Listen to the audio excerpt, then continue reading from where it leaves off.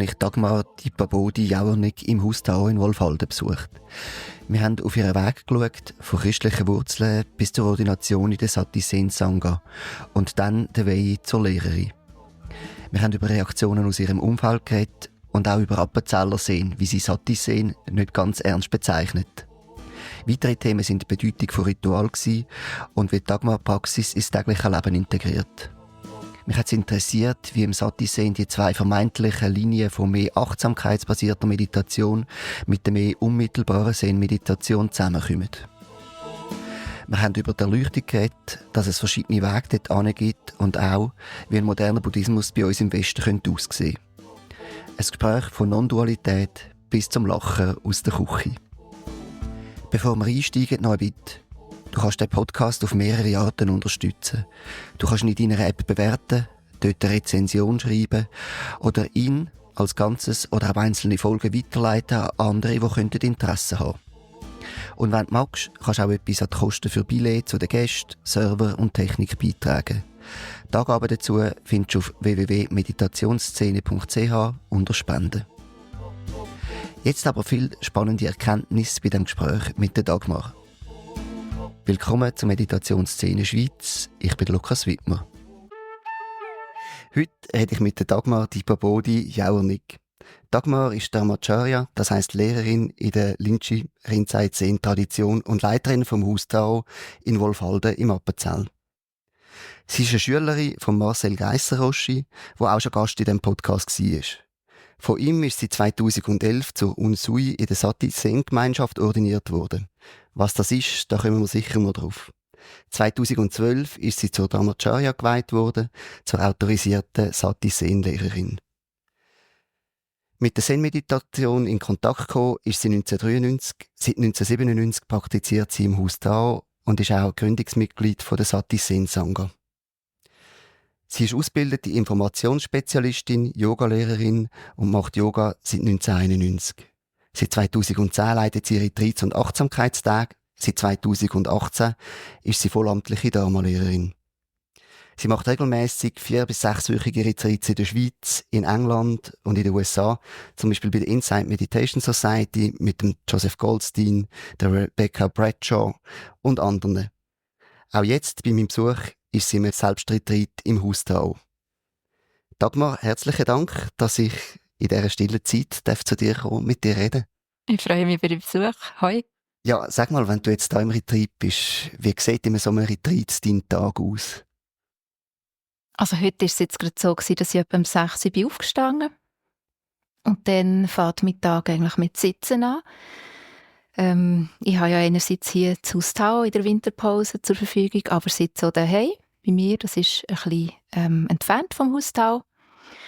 Und dann nach dem Sitzen gibt es einmal einen Tee, vielleicht ein kleines zum Morgen so. Und dann ist es ein Wechsel von Gehmeditation, ein bisschen Arbeitsmeditation gehört dazu. Und sonst ist es Sitzen, Gehen, Sitzen draussen und drinnen. Ja, dann koche ich natürlich auch für mich, schaue, dass es etwas zu essen gibt. Gehört im Zen so für mich auch dazu, zum Retreat, so die verschiedenen Formen von Achtsamkeit.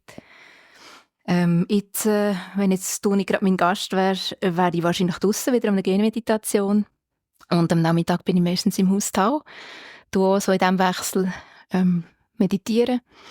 Und am Abend bin ich nicht so eine Nachteule, irgendwann so gegen die 9:30 ist dann bei mir etwa mal, muss so in den ersten Tagen der Tag zu Ende und dann, ja, gehe ich schlafen und erhole mich für den nächsten Tag. Das klingt gut. Eben, du bist viel am Meditieren, gehend, sitzend, bei den täglichen Aktivitäten. Als ich dich vorgestellt habe, habe ich gesagt, du heissest Dagmar Dipabodi. Dipabodi ist dein Dharma-Name oder dein Zen-Name. Was bedeutet Dipabodi? Es ist eigentlich der Name, den ich bei der Zuflucht nahm, also bei dem Ritual, wo man sich so auf einen buddhistischen Weg, als Lebensweg, so ein bisschen wie committed habe bekommen. Das heisst Quelle lichtvollen Erwachens. Dipa heisst Licht und Bodhi, die gleiche Wurzel wie bei Buddha, heisst Erwachen. Also grosse Schuhe als Vision und als so Bestärkung und Bekräftigung vom Weg, Licht des Erwachens. Dann ist mich natürlich Wunder, wie bist du zu dem Namen gekommen? Wie bist du zur Meditation gekommen? Ich glaube, du bist christlich aufgewachsen, was ich gelesen habe. Wie hat sich das entwickelt? Bist du schon als Kind sehr spirituell gewesen und das ist dir quasi in die Wiege gelegt worden und hast noch nicht gewusst, welchen Weg? Oder ja, wie ist das? Ich bin aufgewachsen in einer christlichen Familie, so, reformiert im Kanton Bern. Und etwa so wie viele Familien. Man hat Weihnachten gefeiert, man hat vielleicht als Kind über ein Gebet am Abend gesprochen. Es hat einfach so wieder zugehört, nicht besonders religiös, aber es hat einen spirituellen Hintergrund gegeben. Mein Grossvater väterlicherseits von Österreich war Pfarrer, reformierter Pfarrer. Und ich kann mich auch so erinnern, so, die haben ja im Pfarrhaus quasi nebendran gewohnt, so als Kind, wenn wir in der Ferien waren dort. Hast du durch eine Tür können, aus dem Zimmer raus, wo ich geschlafen habe, bist direkt in der Kirche gewesen. Also es sind so kleine Eindrücke, die jetzt mein Leben als solches als Kind nicht fest geprägt, aber schon, es hat wie so etwas gegeben. Und darum habe ich zuerst mal so ein bisschen bei meinen spirituellen Wurzeln schauen, was das eigentlich ist. Ich glaube, ab Teenager so bin ich jemand gewesen, der einfach Fragen stellen über das Leben und wie ist das, warum ist das so ungerecht verteilt, so, wie kann das sein, dass wir manchmal so schwierig miteinander umgehen, ungleiche Verteilungen haben zwischen Reich und Arm, so Sachen haben mich interessiert und vielleicht auch so generell könntest du sagen, Sinn vom Leben und das ist so ein bisschen meine Suche gewesen dort. Ich habe dann nachher auch mal Theologie studieren.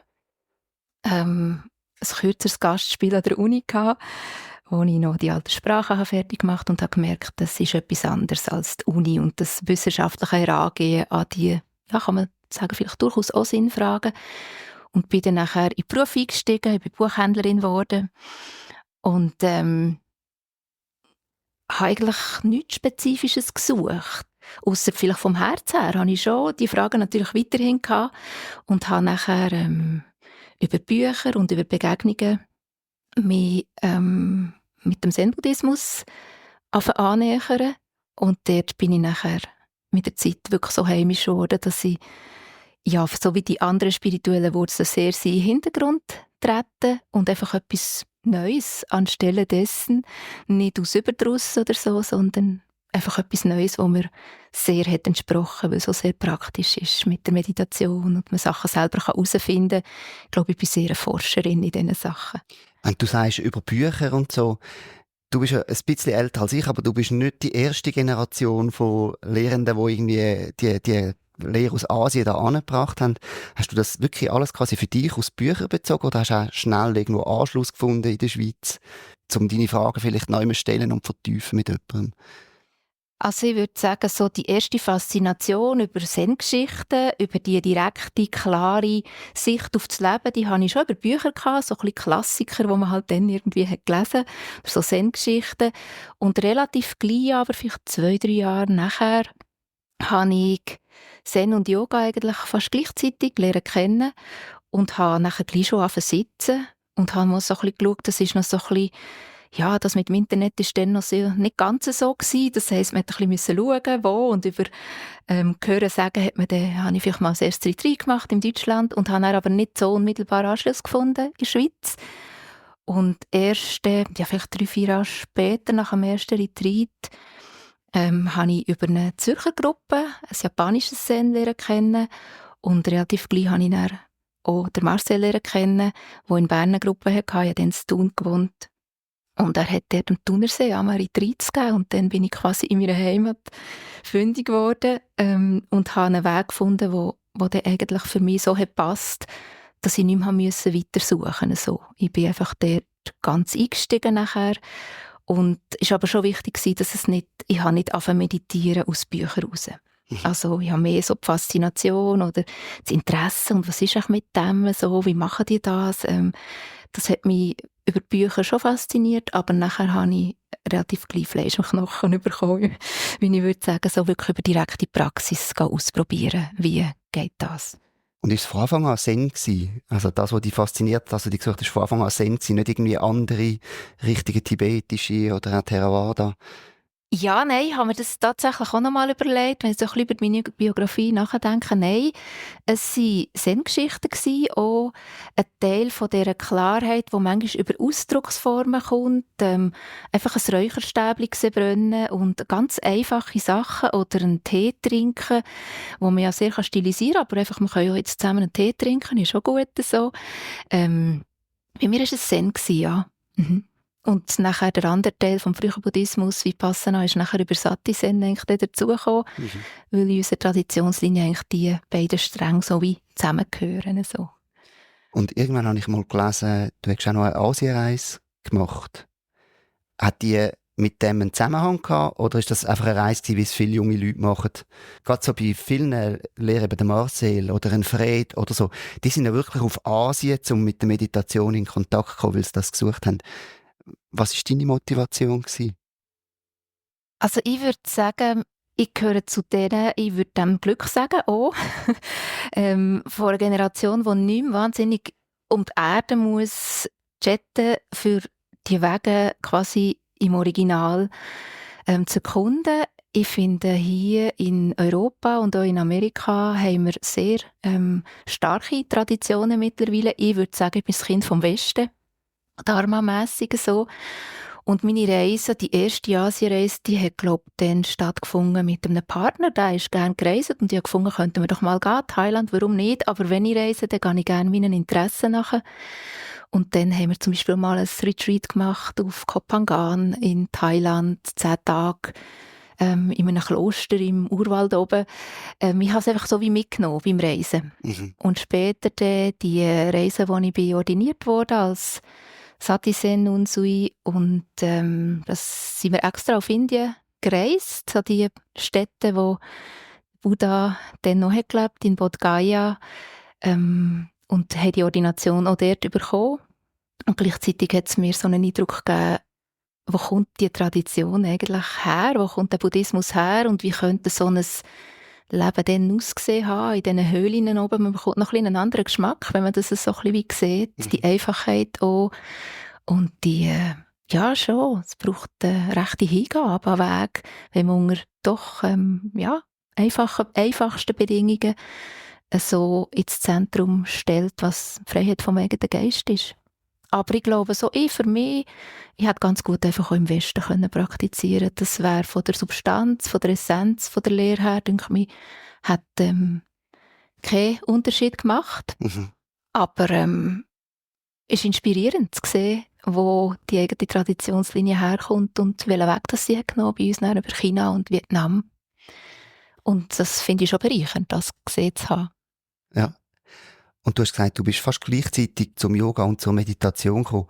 Die ganze Yoga-Tradition, wenn man es jetzt als nicht nur Körperübungen anschaut, die hat ja auch eine rechte Meditationstradition, die noch dahinter steht. Hast du dich dann dort zuerst mit deren auch noch auseinandergesetzt? Oder hast du aus dem Yoga wirklich mehr die körperliche, also die der körperliche Übungsteil rausgenommen? Also was mir hat gefallen in diesem Yoga dann in den 90er Jahren, als ich lernen kennen, ist, dass es schon eine ganzheitliche Praxis war.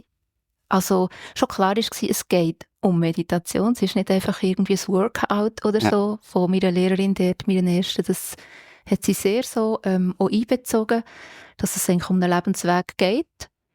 Dass die Ethik dazu gehört, ist sicher auch ein wesentlicher Teil auch von Alltagsnähe. Aber ich würde schon sagen, ich habe stark auch für mich eine Integration vom Körper gesucht. Also ich bin eher ein kleines luftiges Wesen und für mich den Körper wirklich gut zu spüren und verkörpert hier auf dem Boden, auf dieser Erde zu sein, ist für mich immer ein Thema bis heute. Und da nutze ich verschiedene Elemente, die mir da dabei helfen, wirklich ganz down to earth zu sein. Also ist Yoga mehr einfach, also jetzt zur Körperung oder der körperliche oder einer der körperlichen Teile der Meditation für dich? Ja, ich würde sagen, ich habe schon nachher die Yoga-Praxis eigentlich ist immer so ein bisschen parallel gelaufen zu der spirituellen Praxis. Und ich habe nachher auch noch Yoga-Ausbildungen gemacht. So. Also ich bin ausgebildete Yogalehrerin, aber mehr, weil ich so ein bisschen lernen wollte, welche geistigen Hintergründe in diesem Indien, nebst dem, wo der Buddhismus dort bietet sie eigentlich in einem Yoga und das geht nochmal eine grosse Welt auf. Das ist nicht einfach eine Möglichkeit von einer Schule.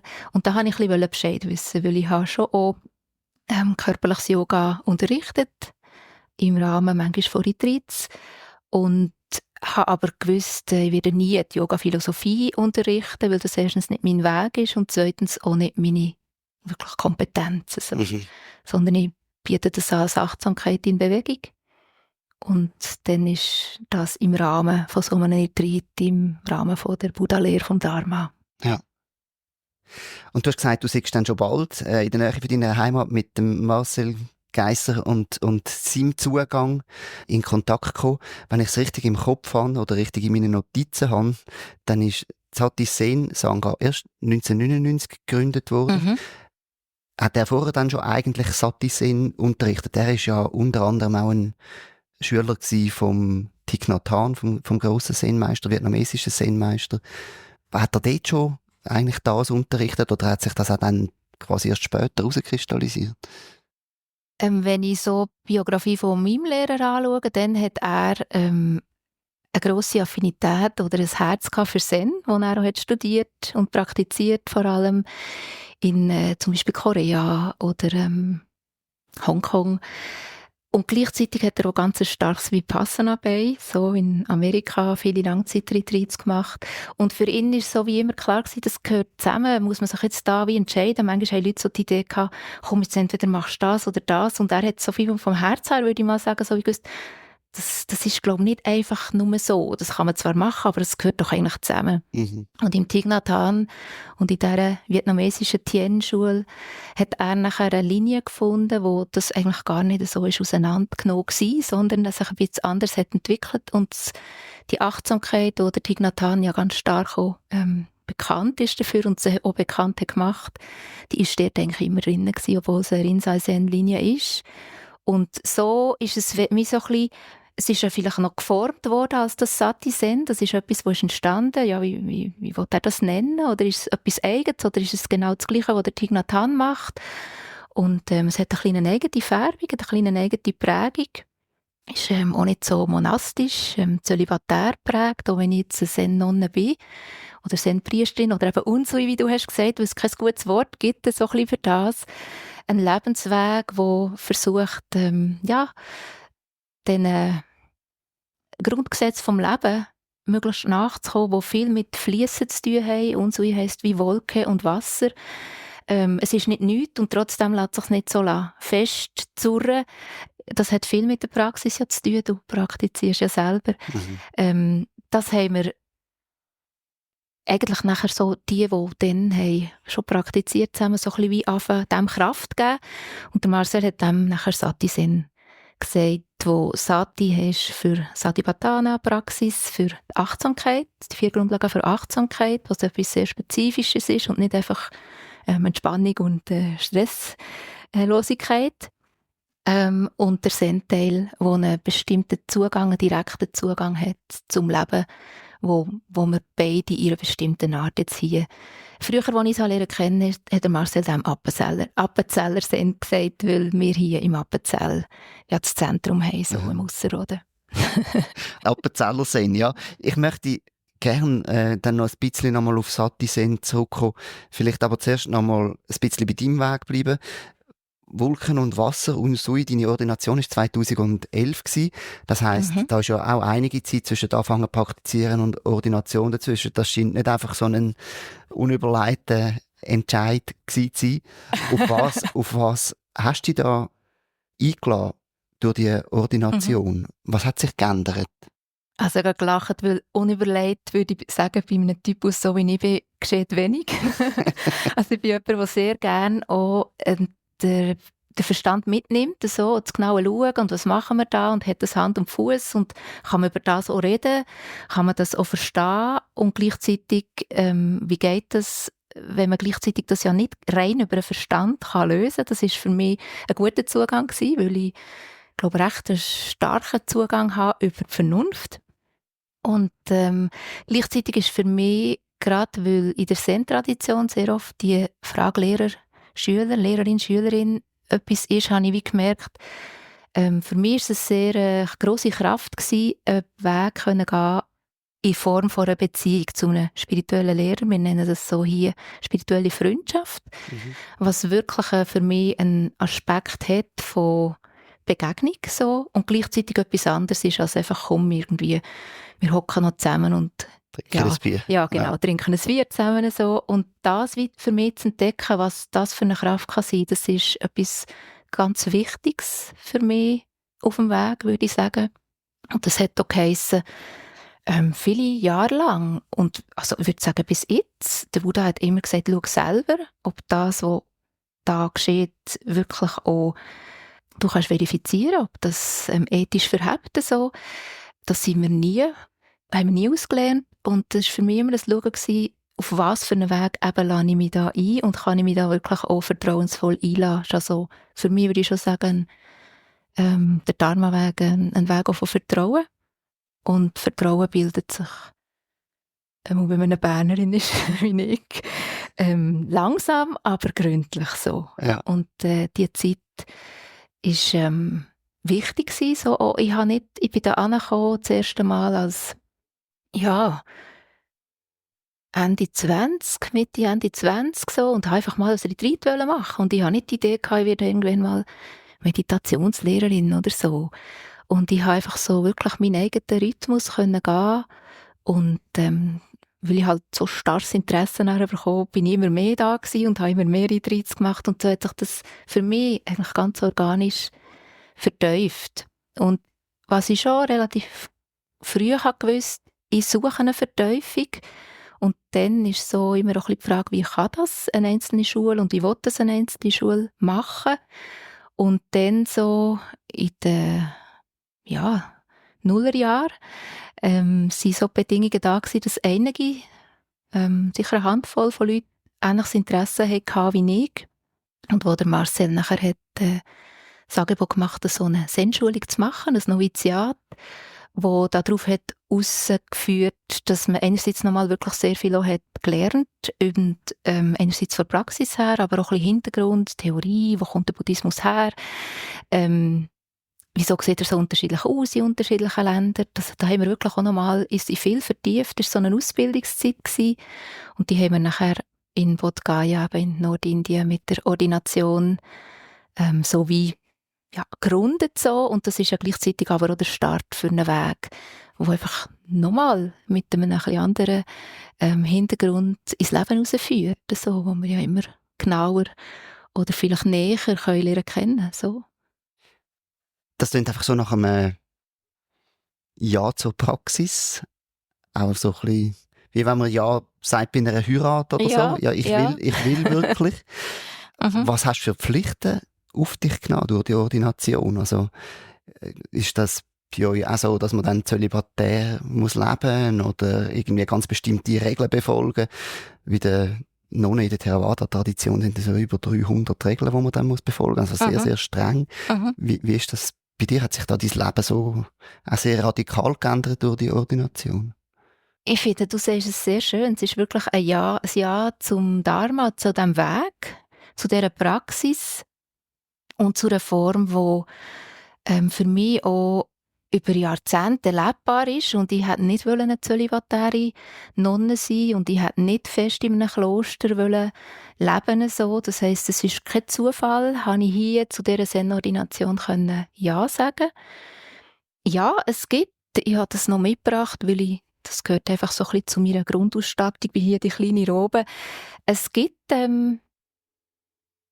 Übungsgrundlagen, würde ich vielleicht sagen, kannst du dann auch Regeln sagen, die aber mehr so sind, wie gehe ich mit diesen Aspekten in meinem Leben, zum Beispiel mit Beruf oder mit Geld oder mit Partnerschaft oder Nicht-Partnerschaft. Also wir haben, ich würde sagen, wir sind ja westliche Schule, gell? Und wir wollen den Weg eigentlich hier gehen, als die auch mit einem Leben, wie wir hier leben. Das kann sein Familie und Kind, das kann sein jetzt im Moment, ich bin solo unterwegs, aber das ist auch nicht immer so.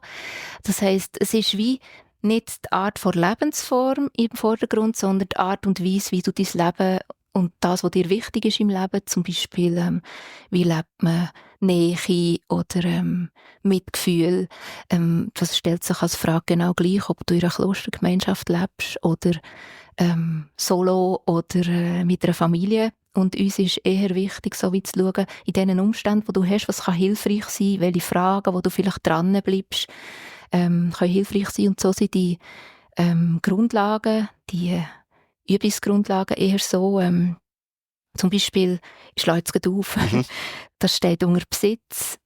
Nimm deine Zuflucht nicht in Äusserlichkeiten, Geld und Besitz, sondern in den 3 Juwelen, also in der Ausrichtung auf den Weg.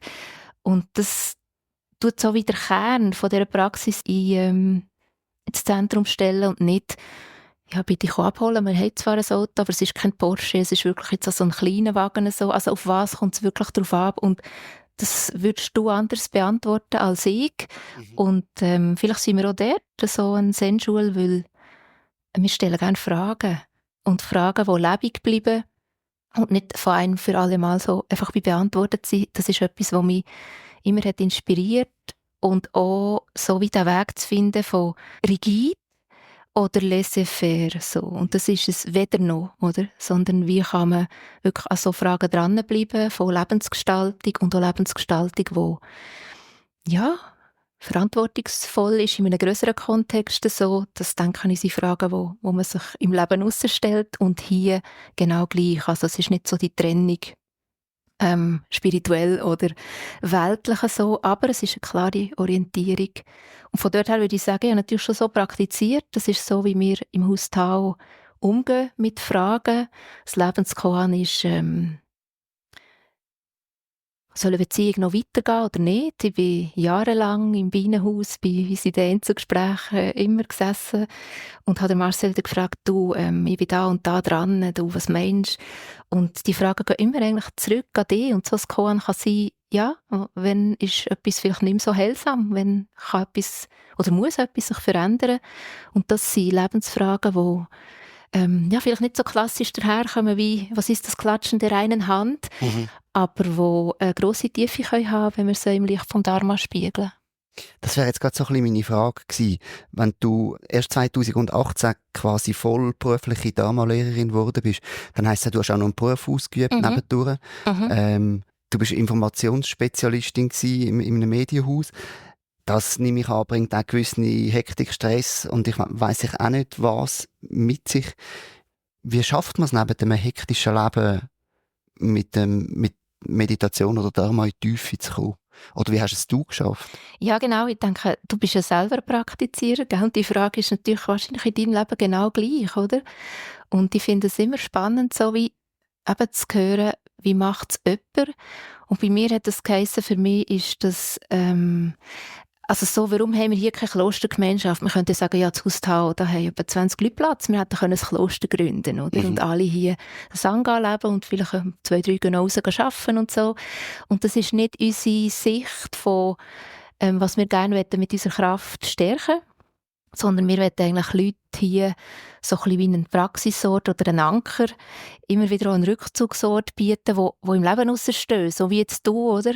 Auch in einem grossen Unternehmen tätig, aber eben, so wie ich von dir gehört habe, hey, das ist wichtig, dass ich mich ab und zu mal wieder daraus nehme und gleichzeitig aber mit dieser Kraft, die ich hier kultiviere, Kraft von Innehalten und Stille und klarem Schauen und vielleicht wieder mal neu orientieren, wieder rausgehen in den Alltag, den ich habe. Und ja, der ist, würde ich glaube auch sagen, ziemlich stressig und ziemlich anspruchsvoll. Ich finde es nach wie vor, ich habe eine grosse Hochachtung von allen, so Leute wie du, die wirklich im Dharma viel von ihrem Leben wie einberechnen und gleichzeitig das ins Leben heraustragen. Und ich glaube, das muss ich dir nicht sagen, wie schwierig das ist, aber auch wie wichtig, dass das, für mich ist es immer wichtig, sich wieder mit zurückziehen und wieder rauszugehen und gleichzeitig auch eben so Übungsgrundlagen zu haben oder zum Beispiel eine Gruppe, eine wöchentliche, wo man sich immer wieder nicht nur 2, 3 Mal im Jahr oder 7, 8 Mal im Jahr zurückzieht, sondern wo das eigentlich aktuell im Alltag seinen Stellenwert hat, nebst dem, was man vielleicht daheim noch im Stillen macht. Und das finde ich nach wie vor etwas Schönes. Ich habe mir so gut überlegt, ob ich die Stelle künden soll. Weil das ist mein Modell eigentlich von Dharma gehört ins Leben. Dharma ist nicht etwas, das gibt es gar nicht. Auch hier, das ist, jetzt würde ich vielleicht sagen, es ist eine andere Form von ein Engagement haben in der Gesellschaft. Ich verstehe das hier so. So ein Zentrum zu leiten ist nicht irgendwie abseits von der Welt, sondern hat die Kraft als Information auch in eine Gesellschaft hinein über Leute.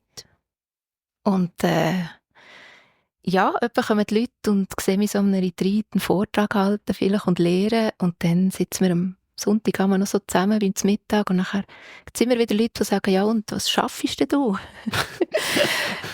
Und dann ist es immer, man stellt sich das falsch vor, das ist ja logisch, oder? Ich sehe auch nicht in dein Leben hinein, aber wenn du fragst, wie sieht mein Alltag aus, wenn ich nicht gerade Retreat mache und wenn ich nicht gerade lehre. Wahrscheinlich viel Administration Ja, und viel genau. Organisation, oder? Ja. Auf jeden Fall. Und dann ist es Housekeeping und Gästebetreuung und es ist wirklich das Leben als solches. Auch nur ist es hier vom Ort her, jetzt ist nicht Zürich City, oder? Also es ist bei den Füchsen und bei den Hasen. Und das ist etwas, wo ich einfach merke, dass er trifft doch ein bisschen auf einen anderen von mir, wo mich, also für mich ist das so wie sehr wohltuend, fast, ich würde fast sagen, so ein heilsames Umfeld, wo ich immer wieder ein bisschen, ja, nicht wahnsinnig dafür muss arbeiten, dass es ruhig ist, sondern eher einfach immer wieder in die Ruhe zurückkommen. Und da ist schon viel in meinem Alltag drin, ja. Meine Frage hat dann noch so ein bisschen den Hintergrund. Gibt es ein Ziel auf diesem Weg? Ja, im Moment ist es so, wir führen das Gespräch.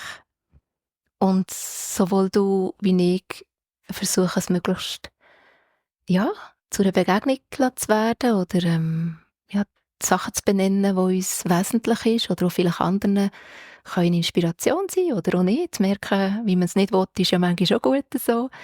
Das Ziel ist aus Sehnsich natürlich, wenn es kalt ist, macht der Ofen an, oder? Und wenn jemand Durst hat, dann machst du einen Tee. Und ein Sinn darüber aus, wenn wir das wirklich praktizieren, dann ist in dem Moment fehlt nichts, oder? Also wenn ich mich jetzt frage, ob etwas fehlt. Das heisst, wenn ich mehr praktizieren würde und dem mehr Zeit auf dem Küssi, mehr Zeit in Stille würde widmen, dann würde mich das auch nicht unbedingt schneller vorwärts bringen. Also weißt du, was ich meine? Ja, wenn die Idee ist so, also, oder wo du hast gefragt, wie praktizierst du? Hast du vielleicht, du hast gesagt, das ist spannend. Und gleichzeitig haben wir vorher auch so ein bisschen kurz geredet, du hast auch so Selbstretreat gemacht. Also ich bin ganz viel gesessen, oder? Und ich dachte, ja, heute bis zum Mittag ist sie vielleicht 2-3 Stunden gesessen. Das ist eigentlich schon ein bisschen wenig, je nachdem, wie man schaut, oder? Und was für mich von der Praxis her ist, dass ich wirklich nicht nur die Stunden auf dem Küssi anschaue, sondern eine Präsenz im Moment bei dem, was ich mache. Wir haben vorhin ja vom Brotbacken geredet. Kann ich das Brot wirklich mit ganzer Achtsamkeit, vielleicht sogar einem Teil von Konzentration und mit der, ja, du backst das Brot zum Beispiel für dich oder für andere, kannst du mit Herzqualitäten da dabei sein, dann ist das kein Unterbruch von kann ich endlich wieder aufs Küsschen. So. Klar, du hast natürlich auch erzählt von konzentrativer Praxis da. Das kann Sinn machen, oder? Und wenn du sagst, ich will zum Beispiel Shamatha ganz in den Vordergrund setzen, dann kannst du sagen, ja, dann wird viel von wirklich Rückzug hilfreich sein. Aber wenn du fragst, welche Wege führen zur Leuchtung, ist es ja nicht die Sammlung allein, sondern es braucht noch anderes, vor allem die Einsicht, oder? Und die kann man auf verschiedene Art und Weise wie so das Feld bereiten, dass sich die Sachen in einem dafür bereiten Geist können zeigen so. Und ich bin so in dieser Zen-Praxis in einer Form, wo eher Qualität von der Achtsamkeit anschaut, durch den Tag durch, als wie viele Stunden bin ich auf dem Küssi gewesen, effektiv so. Weil was ich üben kann, kann ich sehr unterschiedlich üben. Und dann hast du vielleicht noch einen Rhythmus. Du bist ein anderer Mensch als ich. Ich glaube, du bist ein bisschen Sportler. hast vielleicht auch gerne mal ein bisschen gut sein, oder? Und ich habe sehr, wenn du jetzt so fragst, oder ich habe dir gesagt, der Tag heute hat so ausgesehen, der Tag gestern hat ein bisschen anders ausgesehen, und der Tag morgen sieht wahrscheinlich auch ein bisschen anders aus, weil so ein Retreat einen Rhythmus hat. Und ich lebe sehr gut damit, wirklich kontinuierlich dran zu bleiben, aber nicht zwingend, kann auch sein, aber nicht zwingend nach Timetable. So.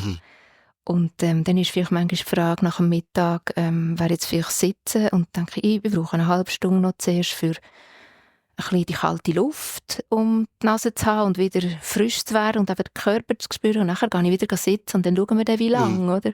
Das sind so diese Elemente. Und es ist vielleicht mehr so ein bisschen, wenn du dran bist, in welcher Art und Qualität und mit welchem Commitment und nicht quasi wie viel. Vielleicht nicht einmal stundenmässig, so in einem Retreat natürlich schon, das ist der Praxis gewidmet, aber daheim im Alltag kann sehr unterschiedlich aussehen, oder? Ich habe vorher ein bisschen schmunzeln, vielleicht hast du es gesehen, weil du den Begriff der Erleuchtung gebracht hast. Und ich dachte, das ist schön, jetzt muss ich nicht einführen. Also, kein Ziel, es geht darum, dass wir im Moment das Gespräch führen. Und doch steht irgendwie der Begriff Erleuchtung im Raum. Wie? Was bedeutet das für dich? Und wie gehst du mit dem um, wenn du sagst, im Moment geht es nur um das Gespräch? Und gleichzeitig steht der Begriff im Raum. Es ist also so wie, sagen wir jetzt vielleicht mal, für es nicht zu hoch aufzuhängen, so, dass wir von Einsicht, von verschiedenen Formen von Einsicht reden oder auch von wirklich dem, was geschieht ist, können zuwenden. Und das findet jetzt statt, oder? Und je freier unser eigener Geist ist und je weiter unser eigenes Herz ist, je mehr findet vielleicht Begegnung statt im Rahmen von so einem Gespräch. Oder? Und auch Erwachen oder die Einsicht ist nichts, was abseits vom Leben stattfindet. Oder? Der Thich Nhat Hanh sagt, es gibt keinen Buddhismus außerhalb vom täglichen Leben. Und das tägliche Leben ist immer gerade das, was dran ist. Und wie wir den Alltag leben, das kann mehr oder weniger glücklich sein, oder? Also geschickt auch. Du bist unter anderem ja, glaube ich, auch Mediator. Und hast geschrieben, ich würde gerne ein bisschen beitragen, dass es Frieden gibt hier. Und die Praxis ist natürlich auch so eine, oder? Wir könnten uns ja jetzt irgendwie auch darüber unterhalten, ob jetzt die Gutzli, ob ich nicht vielleicht doch die mit der Schoki hat oder überhaupt keine Schoki, weil heute kann man ja keine Schoki mehr essen. Wir könnten uns Köpfe schlagen über Nichtigkeiten, oder? Oder wir können uns vielleicht auf das konzentrieren, eben, ein bisschen etwas zu lernen über eine Form von Praxis, oder? Und ja. So weit so unbefriedigend. Nein, ich bin mega am Überlegen. Ich meine, was ich spannend finde, auch wenn wir jetzt die Achtsamkeit anschauen und die wirkliche Präsenz. Oder ich habe im Moment das Gefühl, ich bin sehr bei dir in diesem Gespräch, in meinem Empfinden. Ich spüre aber auch den Ofen in meinem Rücken, ich höre die Geräusche. Und ich habe auch ein Publikum im Kopf, das den Podcast hört und muss überlegen, hast du einen Begriff gesagt, den ich vielleicht noch erklären muss oder in welche Richtung soll es gehen?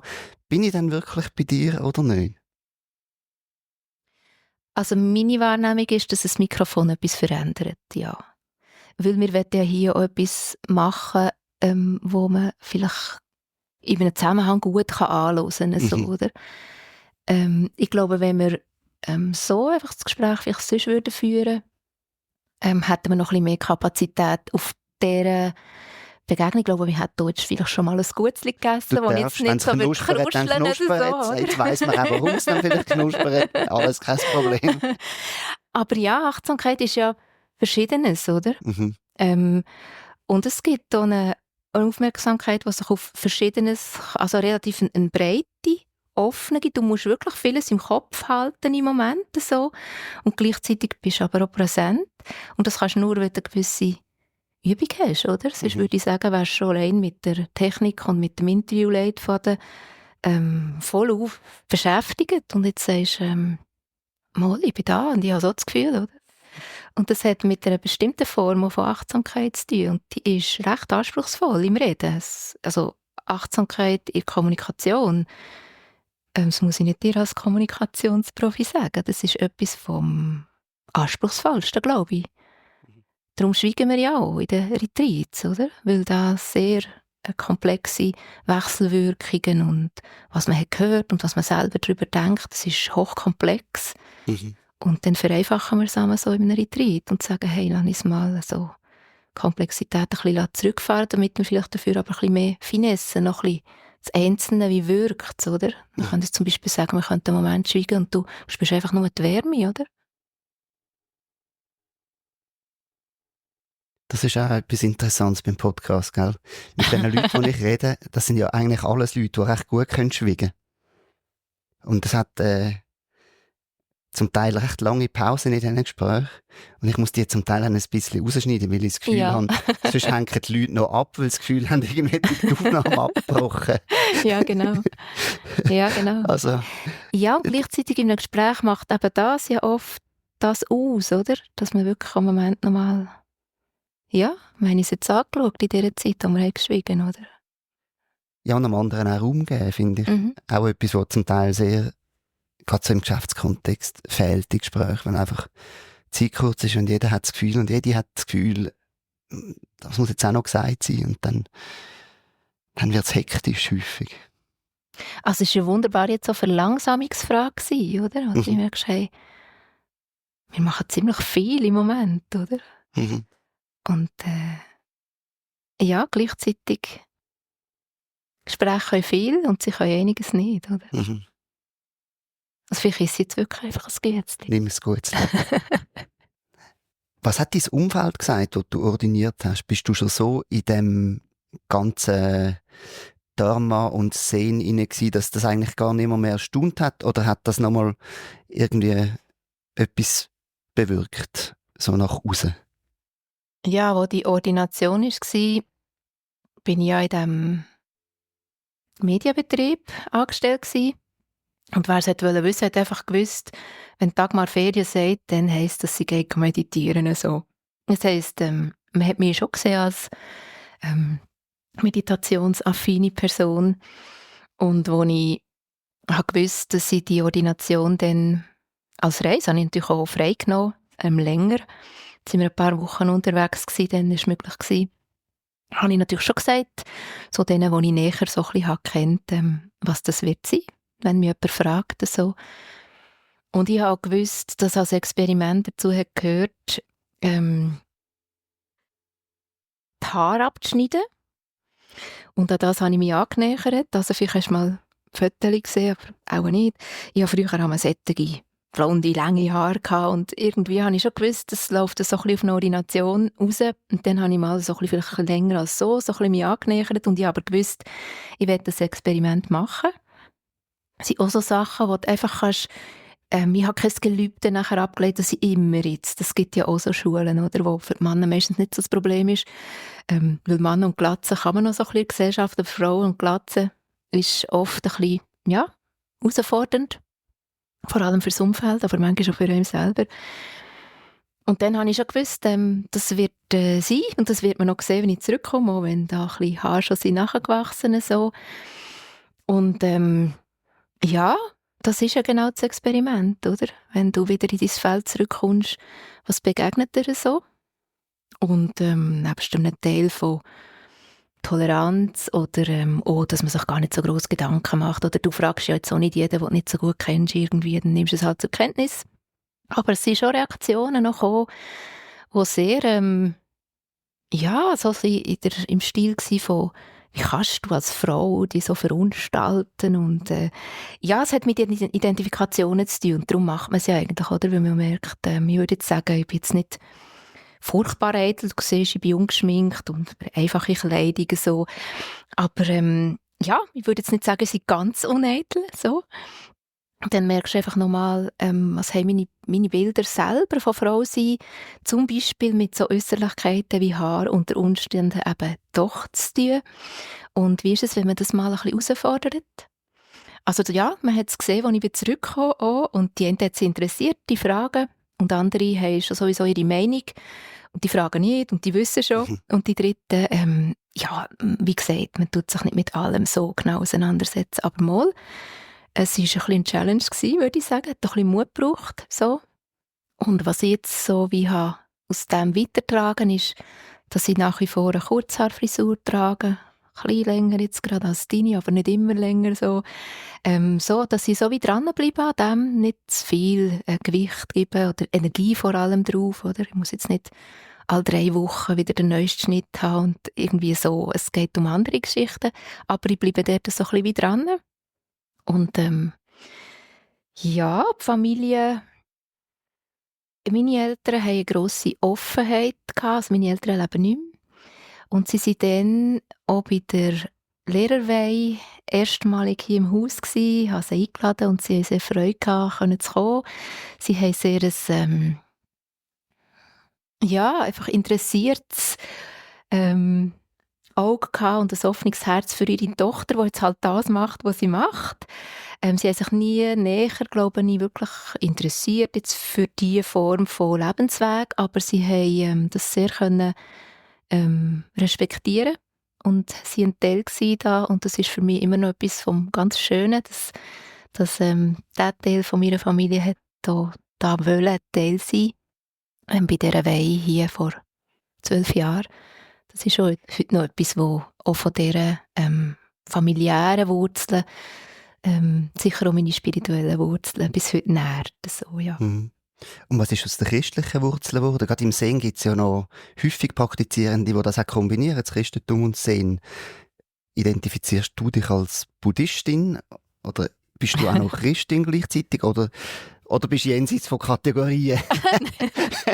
Ja, für mich waren es glaub, Fragen so gewesen, wie du es jetzt stellst. Also so um die Jahrtausendwende, wo wir auch die Sati Sangha haben gegründet. Und für mich schon die Frage war, also ich habe mir die Frage eigentlich so gestellt, wie sieht eigentlich meine Praxis aus? Und dann habe ich gemerkt, wenn ich anschaue, ist die schon längstens eine buddhistische. Und die hat von Sozialisation her, bin ich die, wo ich bin, oder den Weg, den ich gemacht habe. Aber Wurzeln, die ich nicht mehr nähere, die werden nicht mehr kräftiger. So, oder? Es war nie etwas, das mir im Weg ist gestanden, aber ich bin zur Kirche austreten. So. Für mich hat das so ein bisschen mit Konsequenz so zu tun gehabt, rein für mich. Wie das andere machen, gibt es sicher verschiedene Formen. Wir fragen hier im Haus auch nicht, das ist uns nicht wichtig, oder? Wie die Leute das in Einklang bringen. Philosophisch würde ich sagen, habe ich es gerne klar, im Sinne von die gleiche Konsequenz, die man auf eine Spiritualität, wie zum Beispiel buddhistischen Weg, anwendet, zum Beispiel so mit ein bisschen brachialen Zen-Sätzen, triffst du den Buddha, töte ihn, was heisst, wenn du etwas findest, wo du fast festhalten wieder und sei es eine Idee von Buddha, dann lass ihn wieder los, oder? Dann finde ich selber konsequent, wenn man das auf alle spirituellen Wurzeln macht, die man hat. Aber das sehen andere zum Teil anders und das ist auch okay. Aber ich würde sagen, klar, das ist der Zen, den wir hier haben, ist ein Zen-Buddhismus. Und der hat seine Wurzeln letztlich im Wagnis von in die Richtung gehen, mehr und mehr zu verstehen, was heisst Loslassen wirklich. Sei das Identifikationen mit dem eigenen Körper, mit dem Aussehen, mit der Gesundheit, mit dem Lagan von lieben Leuten, so, wo ich es verlasse und noch leben oder wo ich es verlasse und sogenannt sterben. So. Und das sind die grossen, würde ich auch sagen, wir haben es vorhin gehabt, das sind die Koans vom Leben. Oder wie, und das hat alles mit diesen Qualitäten zu tun, von, da gehört die Sammlung dazu, da gehört ein klares Schauen, da gehört eine Realisation von Veränderung dazu. Und das ist wie das Feuer, das ist heiß, das kommt danach, oder? Das ist nicht einfach so irgendetwas. Und da fehlt mir hier in der buddhistischen Praxis nichts. So. Die verhebt in sich und der Rest, die Formen dürfen vielseitig sein, aber für mich ist es klar, mittlerweile längstens eine tief im Buddhismus gegründete Praxis. Welches Gewicht hat das Ritual? Es gibt wenn man auf eure Website geht, findet man einen Link dazu. Du hast ja mal teilgenommen vor ein paar Jahren in der Wege der Religionen, wo Vertreter von 5 grossen Religionen oder 4 und ein Atheist ist haben zusammen eine Weile lang in einer Wege gewohnt und haben jeweils einander ihre eigene Religion näher gebracht oder versucht näher zu bringen, euch austauscht über die Religionen. Und du hast die Leute angeholt ins Haus Tao. Und ich bin ja nicht dabei gewesen, sondern ich habe nur gesehen, was das Fernsehen nachher in einer halben Stunde daraus gemacht hat. Das ist ja immer auch noch, muss nicht unbedingt die Realität wiedergeben, sondern ein Teil von dem, was war. Aber mich hat es gedacht, es hat dort auch sehr rituell ausgesehen. Sie haben Rezitationen gemacht auf Deutsch mit noch, mit irgendwie noch, Im Herzsutra wahrscheinlich, ja, und dem ich weiss nicht, was es Mokugyo, ist. dem Ja, genau. Rhythmusinstrument. Was für was für ein Gewicht hat das Ritual in deiner Praxis? Also es ist auch etwas, wo wir immer wieder ein gutes Mass empfinden sie so. Es gibt Leute, die kommen her und die gehen auf, oder denen geht das Herz auf bei Ritual, und andere, die kommen da hin und dann kommt die ganze eigene Spiritualität quasi hinterführen und sie mögen nicht mehr. Und wir sehen die Kraft von Ritual, aber versuchen sie nicht total formalisiert ganz in den Tagesablauf von jedem Retreat einzubauen. Ich würde sagen, wir sind eher im Moment wieder auf einer Linie von eher, dass wir es eher selten machen und mit Leuten, die in Fortbildungen sind, hier, in Zen-Schulungen. Der eine liegt das, der andere nicht. Und wenn du jetzt schaust, so ich habe jetzt zum Beispiel rezitiert, es kommt bei mir auch stark darauf ab, wie die Praxis gerade so ist. In meinem normalen Alltag ist es nicht eine tägliche Praxis, aber in einem Retreat-Alltag zum Beispiel gern. Und bei diesen Wegen der Religionen, da sind wir natürlich dann schon ein bisschen, wie soll ich sagen, angezündet worden, weil wenn dort, viele von unserer Schule haben gesagt, also wenn du jemandem ablöschen, zum Ablöschen machen, dann musst du es so machen, wie die es gemacht haben, oder sehr rituell. Es hat mit der Auswahl sicher vom Film zu tun, wir haben natürlich noch anders gemacht. So.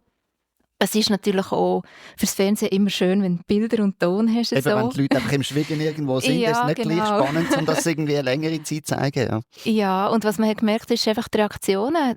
Eher so ein bisschen, man muss ein bisschen wie Brücken bauen. Für was macht man das? Dann ist es zum Teil sehr fremd. Und ich finde, es ist ein Praxisteil wie zum Beispiel Gehmeditation auch. Ich weiss nicht, wie du es hast gehabt. Ich habe Jahre gebraucht, warm zu werden mit der Gehmeditation, für wirklich Kraft gesehen in dem. Und mit dem Rezitieren auch. Und mal, ich finde, die Qualität ist klar und deutlich, vor allem etwas sehr mit umfassenden Sinnen, auch Singen, Stimme hören, Töne, alte Texte rezitieren, auch so, es sind ja viele so Zufluchtnahmen oder Hingabe oder Weihrauchdarbringungen, so Sachen, die wir zum Teil nicht mehr so gewöhnt sind. Oder? Macht ihr das immer auf Deutsch, dass man einfach versteht, was man sagt, oder gibt es auch Texte, die ihr auf Sanskrit, oder ich weiss nicht, ob der Thich Nhat Hanh auch vietnamesisch noch Sachen gemacht? Also das ist jetzt hier im Haus ein Schwerpunkt. Der Thich Nhat Hanh hat sehr traditionelle, viel vietnamesische Rezitationen, vor allem aus ihrer monastischen Sangha. Marcel und den Leuten, die das Haus hier geprägt haben, ist es immer ein Anliegen gewesen, dass man nicht einfach etwas Fremdes quasi macht. Und, also es ist ja schon auf Deutsch, das Herzsutra, anspruchsvoll genug. Und ja, wenn du vielleicht noch so ein bisschen die Rezitation im Ohr hast, die wir machen, ist es also absolut allersimpelst. Und das hat damit zu tun, dass wir eigentlich die deutschen Worte haben versuchen, leicht zu intonieren, ohne jetzt da gerade irgendwie ein Studium zu machen. Es ist rezitierbar, aber es ist einfach. Und ja, wir wetten, dass man das in eigener Sprache auch singen kann. Das ist jetzt bei uns so hier im Ländereck Hochdeutsch. Und es hat aber das Herzsutra zum Beispiel Sanskrit drin, wo wir manchmal schon rezitieren und wo ich merke, wenn ich das auswendig lerne, und das habe ich gemacht, dann hat es ganz viele Begriffe drin, wo wir, wenn ich Texte lese und Sutra studiere, natürlich etwas sagen mit der Zeit, mit den Jahren. Und das ist natürlich bei jeder Rezitation, in welcher Sprache auch immer. Mit der Zeit ist es keine Fremdsprache mehr. Aber wir erwarten nicht, dass die Leute sich so mit dem auseinandersetzen. Das ist doch eher ein Randgebiet für viele. Und darum haben wir das mal so ein bisschen wie gemacht. Aber es ist eine grosse Auseinandersetzung im Sinne von einem Suchen von Wegen immer hier im Haus, roben oder nicht roben. Eben,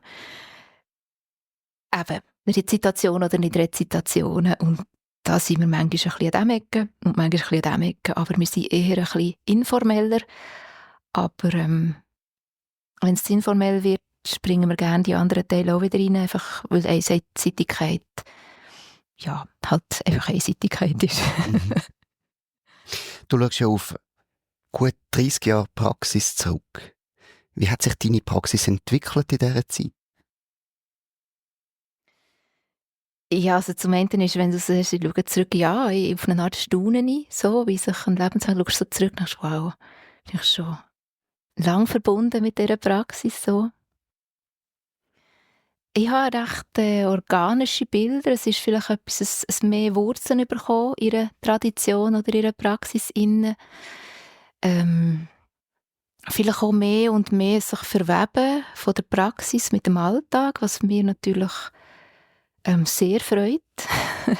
Also ich habe hier zum Beispiel, das weiss ich, oder anfangs hatte ich ja nie das Gefühl gehabt, und jetzt muss ich wieder heim und dort ist alles anders. Mhm. Das ist mir schon irgendwie so ein bisschen, die Brücke hat es wie gegeben. Aber was das kann heissen hier, zum Beispiel das Retreat fährt bei mir auch hier, jetzt habe ich auch noch einen Alltag und ein Retreat. Und ein Retreat fährt weit an, bevor dass die Leute ins Haus kommen. Und das hat zu tun, dass wir vielleicht einheizen oder gehen einkaufen oder mit den Köchen Pläne abgleichen oder inhaltlich uns vorbereiten. So. Und das ist wie, mal ist das im Vordergrund in der Praxis und mal ist das. Und weil es so in einem Feld vom Dharma ist, würde ich sagen, schon eine Veränderung, seit dass ich nicht mehr in diesem Medienbetrieb bin und wirklich so mein Feld von der Praxis hier ist, mit dem Haus und dieser Praxis sehr im Zentrum, kommt halt vieles, es hat vieles mit explizit mit Dharma zu tun und das ist natürlich, ja, ich schaue das als grosses Glück an, so. Ähm, Hat seine eigenen Tücken nachher. Also ich würde jetzt nicht sagen, es ist die Idee, also idealer als deine Form, es hat einfach andere Fragestellungen, aber dass ich das vergesse irgendwie, dass es mir nicht mehr präsent ist, um was es geht, das kommt hier wie gar nicht vor. Also da müsste ich schon ziemlich wild tun, für dass es wirklich vergisst ist in so einem Feld. Oder ich komme arbeiten hier ins Haus und die Stille von dem Haus empfahrt mich und ich weiss, wo ich bin. Mhm. Und das ist das, was die Leute ja jeweils auch sagen, wenn sie ins Haus kommen. Und ja, das mit anderen können zu teilen, ist schön. Ich glaube, es hat mit Verweben zu tun, von Teilen, wo ich vielleicht, ja, nach bin dran, im Verstehen, mit, was hat das zu tun mit meinem Alltag? Und es hat immer zu tun mit, ja, wie gehe ich mit Schwierigkeiten um mit Nachbarn oder wie feiert man Fest mit Nachbarn? Es ist immer das Feld, wo du bist. Und wie macht man das, ohne irgendwie dauernd von Buddha, Dharma und Sangha zu reden, sondern so normal zu sein, wie du in deinem Betrieb auch, oder? Mhm. Und das finde ich einfach wahnsinnig spannend.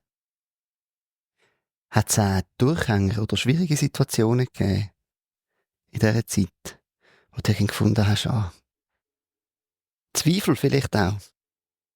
Also Zweifel am Weg würde ich sagen nicht so, aber vielleicht Zweifel an der Form, wie ich mit Sachen umgehe. Also zum Beispiel die Leitung von so einem Zentrum, wenn man nicht aufpasst, leitest du ein Unternehmen und du kommst in die genau gleichen Fallen rein, wie du sonst reinkommst, oder? Denkst, sollten wir erweitern oder so? Und immer wieder auf den Kern zurückgehen und die eigenen Energien und anzuschauen und schauen, was kann ich wirklich machen, für dass ich aus der Stille heraus arbeiten kann. Das ist ein grosses Thema. Das gelingt mir manchmal besser und manchmal weniger gut so. Oder ja, ich meine, ein Haus so zu leiten, mit all dem, was halt von außen und innen passiert in Corona. Wir haben ein Schiff, das so ist, oder? Auf dem Wasser geritten wie alle anderen auch. Und wie machen wir das, oder? Mit all dem, was nicht ist gelaufen und neue Formen finden und ja, gleichzeitig auch nicht gerade panisch werden und das Gefühl hat, jetzt gehen wir dann unter und das Haustal müssen wir zumachen. Halt all die Sachen, die da sind, das ist schon immer wieder auch anspruchsvoll und schwierig. Und ja, ich finde auch immer wieder so ein bisschen wie, ja, ich bin eine Dharma-Lehrerin, ist das nicht wahnsinnig besonders auf eine Art? Das hätte ich nie gedacht, also besonders in dem Sinn, das hätte ich mir nicht, das war nicht meine Aspiration gewesen, so. Aber wie ist man zum Beispiel eine gute Dharma-Lehrerin? Wie geht denn das? Das ist für mich eigentlich schon immer wieder eine Frage, wo ich denke, und das braucht auch immer wieder ein bisschen Korrekturen, so ein bisschen Oder sind wir im Zentrum unterwegs.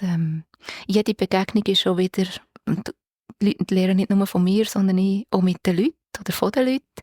Und manche Begegnungen sind glücklicher und andere nicht. Und dann bin ich schon immer wieder so ein bisschen hinterfragen, hey, wie kann ich das vielleicht noch ein bisschen geschickter machen? Also du hast nie ausgelernt. Mhm. Also in dem Sinn würde ich sagen, eben so Fragen, wie du sie im Berufsalltag oder Familienalltag oder so auch hast, wo immer auch persönliche Fragen sind. Oder wie gehe ich um mit dem? Und dann würde ich schon sagen, ein gutes Maß an Selbstkritik, so im Sinn von, ich glaube, ich bin jemand, der kann sagen, das ist mir nicht so gelungen.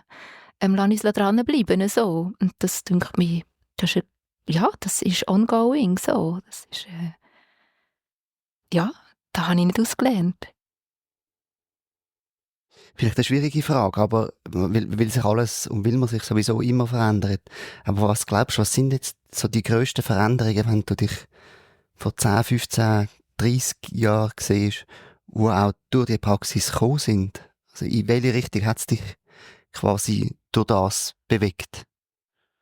Also, gell, eine von den interessantesten Aussagen dazu wäre, wenn die Leute würdest fragen, die mich kennen. So, das ist die Sicht, die ich halt jetzt nicht wiedergeben kann. Ich von mir innen würde sagen, ich habe wirklich ein grosses Vertrauen ins Leben bekommen. Ich habe, glaube ich, noch so ein bisschen wie können wachsen in der Kapazität, auch mit schwierigen Situationen können umgehen. Und da meine ich jetzt zum Beispiel wirklich das Abschied nehmen von Eltern zum Beispiel, ist für mich ein grosses Lebensereignis. Und da würde ich sagen, das ist für mich direkteste, nächste Praxis gewesen, wie selten so. Und das, was wir ja oft lehren, aber auch immer die eigene Praxis ist, es braucht es wirklich ein kraftvolles Gefäß von Körper und Geist, für das wir in diesem doch recht wilden Leben können einfach Schritt für Schritt unterwegs sein. Und diese Fähigkeit, dass die wachsen kann, das nährt auch das Vertrauen, das ich davon rede. Und also ich würde sagen, das ist endlos. Das ist wirklich ein grosses Geschenk im Leben, dass wir dem, als die Menschen, die wir sind, mit dem Geist, mit dem Körper so nachkommen können. Dass wir letztlich, wir werden dann sehen, an was das wir alles noch haften, aber eigentlich schon uns immer wieder einleuchtet, das, was darum geht, das ist nichts, was wir festhalten können. Mhm. Und dass das nicht etwas ist, wo da ist ein tiefer Frieden drin. So. Und ist das bei dir so ein gradueller Prozess gewesen, wo sich das herausgebildet hat? Oder hat es auch so einen Moment gegeben, wo wirklich so Erkenntnismomente waren, oder hast du sagen, da gibt es ein Vorher und ein Nachher? Also beides auf eine Art. Ich würde schon sagen, durch die Art, wie ich mich sehr in meiner eigenen Intensität so mehr und mehr auf die Praxis einlassen, ist es sehr graduell. Aber es gibt auch Momente und Situationen, wo ich wie würde sagen, mal, und für mich sind schon auch längere Retreats sehr wichtig gewesen. Wir haben sicher 5 oder 6 Monatsretreat hier im Haus in den letzten 10 Jahren. Oder anders so, wo ich wirklich merke, wenn der Geist wirklich still ist oder stiller wird, dann kommen noch ganz andere Qualitäten oder Kapazitäten auch von genau können sehen, wirklich zum Tragen, wo ein bestimmtes Umfeld einfach sehr begünstigen. Ich glaube, ich würde das nicht schaffen in einem sehr turbulenten Alltag. So. Und ich würde sagen, ich bin jemand, der sicher über lange Retreatzeiten sehr hat können profitieren in der Praxis, im Sinn von eben das wirklich können erfahren. Mhm. Und da gibt es schon Situationen, wo ich würde sagen, die vergesse ich nicht mehr. Und das können Situationen sein, längere Retreats oder auch Lebenssituationen, in Begegnungen so, wo ich das solange ich denken kann, wird mir das nach sein, so, was ich dort habe, wie können so wie berühren über das Leben, wo man eben darüber reden ist manchmal nachher ein bisschen flach, aber wo du merkst, das stimmt ja alles so. Und wir verlieren, wenn wir einen Menschen zum Beispiel gehen, verlieren wir alles. und wir verlieren nichts. So. Und wie will man dem nachkommen? Oder? Weil einerseits, ja, es sind Menschen, die gehen, und andererseits ist alles auch noch da, verändert so. Mhm. Und das von einer Theorie mehr und mehr so ein bisschen wie können lassen sickern oder lassen sacken oder so, wie sich tiefer berühren von dem, das ist die Schönheit von dieser Praxis oder auch vielleicht die Tiefe von dieser Praxis. Das ist eigentlich auch das, was ich als Erkenntnis, ich glaube, eine gute Beschreibung für Erkenntnis für mich, wenn es irgendwie tiefer runtersickert und dann wird es zu einem nicht intellektuellen Wissen, sondern zu einem verstandenen, eben, es ist schwierig zu sagen, zu einem verstandenen Wissen. Ja, es ist eine Form von Verstehen, ja. wo der Geist nicht der wichtigste Teil ist davon, vielleicht so, ja. Mhm. Das ist doch vielleicht noch ein guter Moment, um noch zum Appenzeller Sinn nochmal übergehen. Weil es hat 2, 3 Sachen, die mich schon noch interessieren am Sati-Sinn, wo ja eben der Achtsamkeitsteil, wo mehr aus dem früheren Buddhismus stammt, der Sati, eben Achtsamkeit verbindet mit Sinn. Und wenn ich jetzt gefragt wird, wie funktioniert, oder was ist eigentlich so, wie soll denn eigentlich das mit dem im frühen Buddhismus, wie soll das funktionieren? Und ich gebe dir mal meine rudimentäre Definition und du darfst mich sehr gern korrigieren. Aber durch die Funktionsweise für mich ist es ein bisschen durch Kontinuität in der Achtsamkeit, sei das im Alltag oder sei das im Retreat halt einfacher.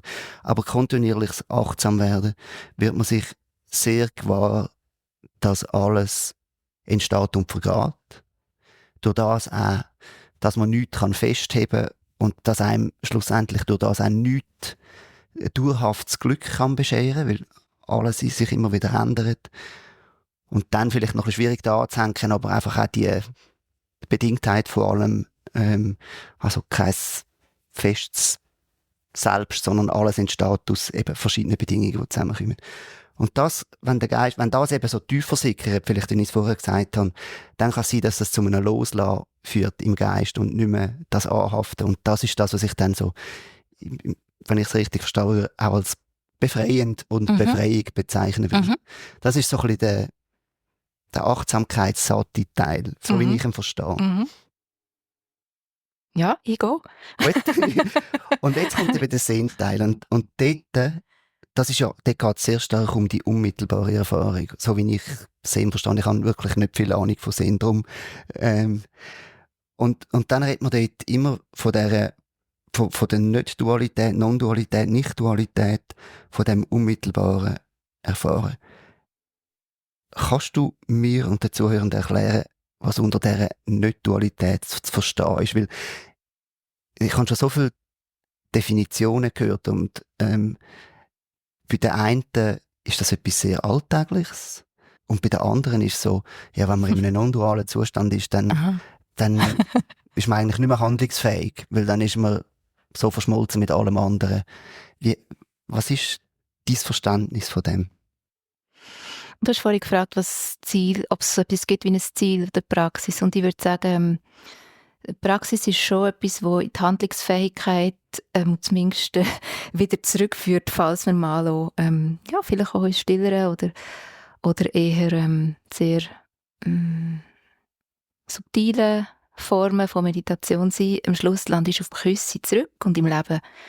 Und wenn du sagst, was ist Nicht-Dualität, ist es zum Beispiel, ist jetzt das dein Gespräch oder meins? Jetzt das meine Gedanken oder deine? Dann siehst du, das ist ja etwas, es gibt etwas so, wo du beiträgst und etwas, wo ich beitrage. Und das Gelingen vom Gespräch hat viel mit dem zu tun, dass das gut zusammenkommt oder dass man sieht, dass das gar nicht so getrennt ist. So. Und das ist eigentlich die Wirklichkeit. Wir tun manchmal so Sachen wie auseinanderziehen, weil es wie hilft, oder? Wir können sagen, heiß oder kalt, oder? Hast du es kalt, dann mache ich es wärmer, so, das ist hilfreich. Aber heiß und kalt, wir ziehen etwas auseinander, das wie zusammengehört. Heiß gibt es nur, weil es kalt gibt, sonst macht heiß nicht Sinn, oder? Also unsere Sprache ist dualistisch. Aber wenn wir genauer anschauen, wo fängt jetzt das an, wo ist es jetzt noch heiß am Ofen, oder? Und das ist ja eigentlich ein Kontinuum und hat ganz viel zu tun mit dem, was du hast gesagt. Alles, was sich ständig verändert, das ist Feuer, ist auf dem Weg zum kühler werden und wird irgendwann mal kalt. Und das ist nicht einfach, und jetzt ist heiß und jetzt ist kalt. Also das, was bedingt zusammengehört, was du vorhin hast gesagt, das ist eigentlich das. Es gehört schon immer zusammen, oder? Und da kannst du sagen, von unserer Praxis her hat die Praxis vom Buddha, wo ja Grundlagen von der Achtsamkeit so präzise beschreibt, dass sie wirklich zu Freiheit und Frieden vom Geist kann führen kann. Die ist natürlich Grundlagenpraxis von allen buddhistischen Praxisformen. Es sind vielleicht andere Zugänge wieder dazugekommen. Am Schluss landest du in Einsichten von, was heisst das eigentlich und warum sollte es wichtig sein, Veränderung tief zu realisieren? Oder nicht so klare Grenzen zwischen ich und du. Ja, das hat nicht nur mit dem eigenen Frieden vom Geist, sondern auch mit dem Frieden auf der Welt zu tun, oder? Wenn wir feste Kategorie machen. Und das sind die vom Zen und das sind die vom Vipassana und wir sind im Fall haben nichts miteinander zu tun, dann reissest du Sachen auseinander. Warum machen wir das Leben so schwer, oder? Es fußt alles sowieso auf dieser Grundlagenpraxis vom Buddha. Und ob die einen sagen, wir schauen so genau an mit der Achtsamkeit und kommen so zum Frieden vom Geist, oder in vielen Zen-Schulen sagt man so wie, du musst gar nicht so viel Konzept kennen, schau doch einfach. Und du wirst es auch sehen. Dann kann man sehen, das funktioniert auch, oder? Es ist ein bisschen wie eine andere Technik, wenn du so willst. Aber am Schluss, wenn es eine buddhistische Praxis ist, landest du am gleichen Ort, oder? Weißt du, das Zweite, das klingt so einfach. Also, du musst ja nur schauen. Ja. Also weißt du, so, und dann ist es ja gleich wieder ein Machen, dann sagt sie, ja, aber machen darfst du dann gar nichts.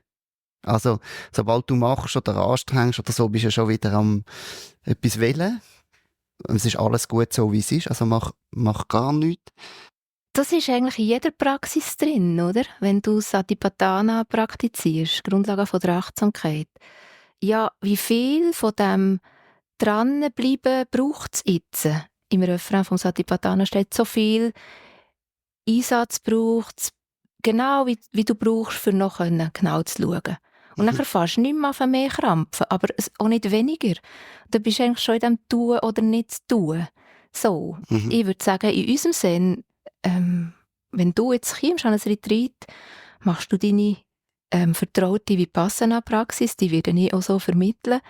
Und gleichzeitig gibt es Elemente, wo vielleicht direkt etwas noch erlebst, in ritualisierten Frühstück zum Beispiel, oder wo auch in den Meditationsbereichen gibt, wo du in formlose Meditationsformen kommst, wo du gar nicht mehr so am Untersuchen bist und am Machen und am Einsicht, wo du eher die Balance suchst von wie viel Einsatz und wie viel nicht. Und in diesem Raum ereignet sich auch etwas. Und wir haben so wie vielleicht verschiedene Zugänge. Und wenn du mit dem einen kannst arbeiten, merkst du es ja, oder? Dann merkst du, jetzt geht der die Türen auf. Wie ist jetzt das genau gemeint zwischen? Oder wer so Co-Anfragen wie, wer untersucht jetzt hier? Aber für das braucht es eine gewisse Vorbereitung. Und da finde ich immer noch die Grundlagen von der Achtsamkeit sehr stabil. Also ich habe dir gestern im Vorgespräch gesagt, ich habe mich jetzt gerade ein paar Tage lang gefragt und bin gefragt worden, wer bist du? Dann hat man das können beantworten, 5 Minuten lang. Dann hat es gegongt, dann hat die andere Person gesagt, also hat man sie gefragt, wer bist du? Dann hat die das können, dann hat man eins weitergewechselt und das von morgen um 5 Uhr bis zum Abend um 11:30. Ja. Und das ist sehr, sehr eine interessante Erfahrung gewesen, weil ich habe gestaunt, wie viel Achtsamkeit das entsteht, obwohl ja eigentlich immer wieder Rotation und Bewegung und Wechsel drin ist, also wie viel Sammlung entsteht trotzdem. Und gleichzeitig aber auch, wie viel Frustration, wenn man die Frage immer wieder fragt, dann weiss ja eigentlich, irgendwann kommt keine Antwort mehr, oder? Und gleich gleich versuche ich irgendwie den Geist auf sich zu richten. Ja, es ist eine sehr spannende Erfahrung. Ja, am Schluss vom Tag wirst du wahrscheinlich sehen, dass die Antwort wirklich eine andere ist, als oder dort, wo du sie suchst, Findest du sie nicht? kommt sie nicht. Oder? Ja. Wir arbeiten eigentlich nicht so in dieser Art, aber du kommst im Laufe der Meditation, wenn sie feiner wird, sowieso auf das Untersuchen von, gibt es da eigentlich irgendjemanden, der da beobachtet oder wenn nicht, ähm, was geschieht denn dort und wer bist denn du noch, wenn es dich als solches Festes nicht gibt? Nur für das brauchst du wirklich eine gewisse Basis und wir legen die Basis über die Satipatthana-Praxis. Über die Achtsamkeitspraxis. Ja. Und ob jemand so ein bisschen wie auch Flair hat nachher für so vielleicht koanartige Fragen in diesem meditativen Raum oder nicht, am Schluss des Tages, ich brauche jetzt nochmal das Wort von der Erleuchtung, wie du erwachst, ob du über die eine oder die andere Praxis wirklich frei wirst und siehst, was wir für uns für Illusionen machen, das ist am Ende des Tages wirklich das, was funktioniert, oder? Und die einzelnen Schulen haben mehr oder weniger Erfahrung auf dem oder mehr oder weniger ein Vertrauen in das eine oder in das andere. Wir sehen und hören, dass vieles funktioniert und ja, wir machen es so ein bisschen in einem Mix, aber nicht in dem eben den Geist in die Enge treiben, bis er nicht mehr und irgendwie explodiert. Das machen wir eher weniger. Ich muss lachen, du hast gesagt, ihr seht, dass es funktioniert. Das heisst, ihr habt eine gute Erwachensquote bei euren Retreat. Also sagen wir es so, wenn ich habe gesagt, ich weiss nicht so recht, was die Praxis wirklich verändert, ist, was schön ist, wenn die Praxis daran führt, dass es ringer wird, mit einem zusammenzuleben. So. Und da würde ich sagen, geben wir gute Chancen, dass es so etwas gelingt, oder? Und wie andere Schulen sind auch wir nicht die jetzt gross mit Erleuchtung und Erwachen um sich schlagen. Aber ich denke, tiefe Berührungen von Herz und Geist, die kann man benennen, die kann man sehen. Und das ist allemal ein Grund zur Freude, aber nicht ein Grund für irgendwelche Schildli quasi rauszuhängen. So, ja. Mhm. Appenzeller Zen, dein Gewand hat keine Kühle aufgesteckt oder so. Nein, leider Was nicht. heisst, wenn wir jetzt vielleicht wieder ein bisschen einfacher werden in der Frage, was heisst es dann, das Dharma in den Westen zu bringen und anzupassen? Was ist kulturell irgendwie asiatisch gewesen und vielleicht für eine bestimmte Zeit hat das passt und was nicht? Und wie macht man die Unterscheidung von, weißt, dass man nicht irgendwie ein Baby mit dem Wasser ausspült, ausleert, sondern dass man an der Essenz festhaltet und also vielleicht noch ein bisschen, wer darf so etwas entscheiden oder wer, wie entgeht man der Gefahr, dass ich auch so ein bisschen Rosinenpicken mache und einfach das rausnehme, was für mich gerade so ein bisschen auch lässig ist. Ist ja zum Teil dann auch, man kann auch das Unangenehme weglassen, ich kann noch ein paar ethische Sachen weglassen, wenn ich irgendwie das nicht will, oder kann man das so zurechtbügen. Wie halten wir es da mal authentisch in einem westlichen Kontext? Also wenn wir zum Beispiel den Achtfach-Pfad vom Buddha anschauen, dann ist ja das drin, was du jetzt eigentlich schon sagst, dann ist ganz klar ein Schwerpunkt von Ethik drin. Es ist eine ganz klar definierte Form von Einsicht. Was ist Einsicht? Eben das, was wir benannt haben, die Grundmerkmale des Lebens, wo Veränderung eins davon ist. Und ja, schon sehr grosse Erfahrung über mögliche Wege, also Meditation als Weg zu dieser Einsicht, Meditation in verschiedensten Formen. Dann würde ich sagen, hast du ja schon mal ziemlich ein gutes Grundgerüst. Am Schluss geht es immer um die Form von Einsicht. Mhm. Und dass das der Buddha zu seiner Zeit in Indien, 2500 Jahre vor unserer Zeit, auf seine Art hat gemacht, als Inder halt, mit seiner Kultur, eingebettet in seine Kultur und eigentlich aber auch ein bisschen, ja, auf eine Art recht, ja, in einer Zeit, wo man von Atman redet, von einem Selbst, wo in einer bestimmten Art denkt ist. Er kommt und sagt, ich sehe da nichts, das ist Anatman, ist der Buddha einer der grossen Erneuerer. Für jetzt nur mal ein Beispiel zu sagen. Das heisst, wenn wir ein Verständnis haben dafür, was die Essenz ist und da reden wir von den Daseinsmerkmalen, von dem, was wirklich frei macht, dann können wir mit den Formen, die zu so etwas führen können, eher spielen. Mhm. Und wenn wir vielleicht in einer Tradition sind, die sehr fest geprägt ist und sehr viele Vorgaben macht, haben wir möglicherweise nicht so viele Freiheiten. Hat andere Stärken. Wir sind eine Schule, wo jetzt zum Beispiel der Marcel Geisser ist vom Thich Nhat Hanh autorisiert worden und da ist eine ganz auch wieder stark geprägte monastische vietnamesische Zen-Linie dahinter heute. Und der Marcel hat bis zum Tod vom Thich Nhat Hanh, das war nie ein Bruch gewesen. Und doch eine eigene Form von Weg. Und das hat es immer wieder gegeben, gerade in der Zen-Tradition. Und dann gibt es mal eine Schule und dann verschwindet sie wieder so. Das heisst, Erneuerung, wenn eine Tradition oder eine Praxis 2500 Jahre unterwegs ist, global, über den ganzen Erdball, ist auch Veränderung in den Formen das Natürlichste, was es gibt. So. Und die Frage ist vielleicht ein bisschen, wie viel Freiheit nimmst du dir im klaren Wissen darum, wo es nichts zu deuteln gibt, bei der Ethik zum Beispiel, die werden wir nie über Bord werfen, oder die tiefe Einsicht in die Daseinsmerkmale, ohne das ist es kein Buddhismus. Oder auch das Wissen darum, wie der Geist kann in die Stille und in die Einsicht kommen, also warum sollten wir so Sachen über Bord werfen? Aber ob ich jetzt eine relativ chinesisch oder japanisch anmutende kleine Robe tragen, das ist eher nicht im Kern von der Praxis. Oder so, oder du fragst Rezitation oder nicht, würde ich sagen, wenn es hilft, zum Beispiel Inspiration oder Vertrauen in die Praxis oder ja, quasi zu kultivieren, dann ja, wenn es die unterstützt, aber es geht, also würde ich jetzt sagen, es geht ohne das Lätzchen. Es geht ohne zu rezitieren, aber es braucht schon etwas, für das du das Leben so tief kannst berühren. Und letztlich ist das quasi wie die Wärme vom Feuer und nicht die Art, wie du es machst. Ich habe es jetzt so gemacht, hast du gesehen, wie ich es gemacht habe? Wenn ich gesagt habe, du einführen, hättest du es vielleicht ein bisschen anders gemacht, oder? Am Schluss wenn es gut läuft, brennt das Feuer, oder? Und auf das kommt es drauf ab. Und da haben wir unterschiedliche Anziehungen, oder? Du bist jetzt, glaube ich, mehr ein bisschen im frühbuddhistischen Schulen heimisch geworden. Man ist vielleicht so ein bisschen wie eine Familie, oder? Ja, bei mir ist es ein Stück weit vielleicht auch noch ein bisschen Zufall und dann habe ich mich dort angefangen einlesen und finde so, wenn ich dann mich anfange mit tibetischem Buddhismus beschäftige, dann sind die gleichen Begriffe, heissen nochmal etwas anderes und es ist nochmal so eine ganze Welt.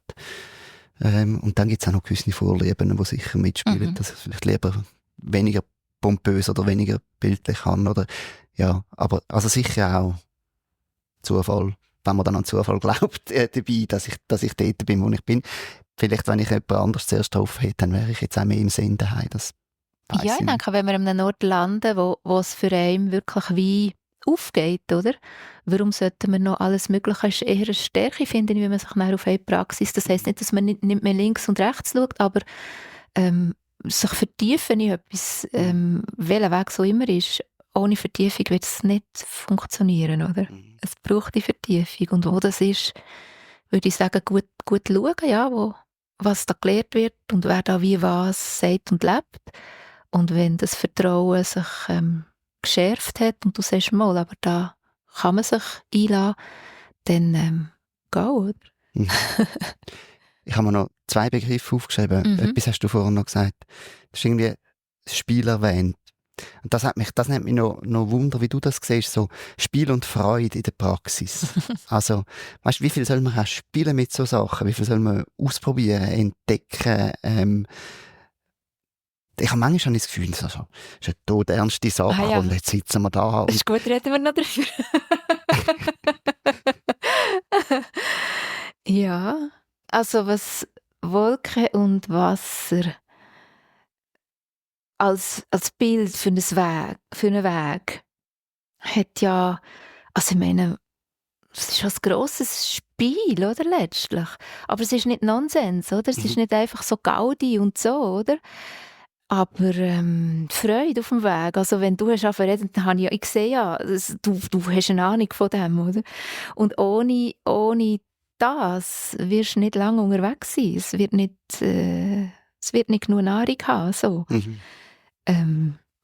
Also, wenn du sagst, so Szenen, die ich nie mehr vergesse, es sind manchmal Szenen in der Küche, wenn irgendetwas, eine Pizza, die dermassen verbacken ist, dass du ihn fast mit dem Meißel musst aufeinander schlagen. Und ich sehe mich noch heute mit dem Koch zusammen, wo wir zusammen waren, das ist sowas von befreiend lustig gewesen. Also, das gehört dazu, oder? Das Lachen, sagen ich gerne, das Lachen kommt aus der Küche, oder? Dort, wo Leben stattfindet und wo Sachen manchmal gelingen und manchmal nicht.